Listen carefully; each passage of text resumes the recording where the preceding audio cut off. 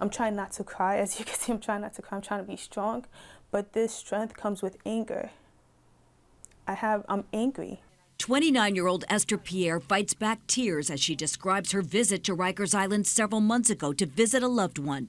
The deeply religious nursing student says she was pulled off the line in this building before going through a metal detector, taken into a bathroom and searched by a correction officer while other guards watched. She lifts off my shirt, she lifts up my bra and up to here. So my nipples are like pretty much out, my bottom breast is out, and I'm looking down and I'm like, excuse me, is this supposed to happen? Department of Correction policy strictly prohibits body cavity and strip searches. Limited pat frisks are allowed over clothing, but only after written consent and with a supervisor present. Pierre says it got much more invasive. You felt violated?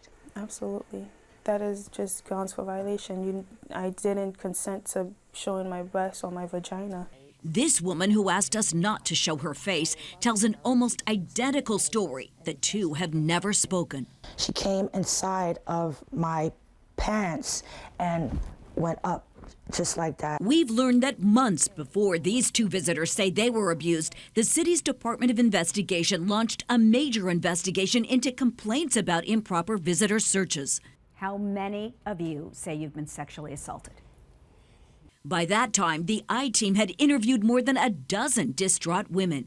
She took the glove, the rubber glove she had on, and went front ways, this ways, to my private area. They claimed they'd been abused in visitor areas, not only on Rikers, but also at the Manhattan House of Detention and the Brooklyn House. Basically, this was a body cavity search. Yes. I had to pull my pants all the way down. This letter, which the I-Team recently obtained through a Freedom of Information request, called on correction officials in December of 2016 to make sweeping reforms, saying DOC must issue a new directive.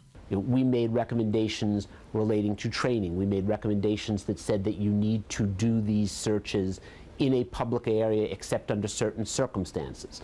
We made it clear you can't have strip searches. They did not put it in their new directives, and I can tell you, as somebody who's been in law enforcement a long time, when people are serious about making a change, they put it in the directives. So that's a cause of real concern. DOC did add surveillance cameras in visitor areas, but there are no cameras in the bathrooms. Attorney Alan Figman represents several women who say they were abused after DOI called for dramatic changes. They're told they have no choice. They'll be arrested if they don't submit to the search. The DOC acknowledged to us officers did conduct searches in the building's bathroom, but says it has now stopped that practice. The agency claims contraband searches associated with visits are way up, but none of the women we interviewed has ever been found with any contraband. I felt very violated. I felt powerless. The way I feel when I wear my uniform, I feel like I want to care for people. The way they must feel when they wear their uniform and their badge, they get this sense of power and they can abuse it as much as they want to.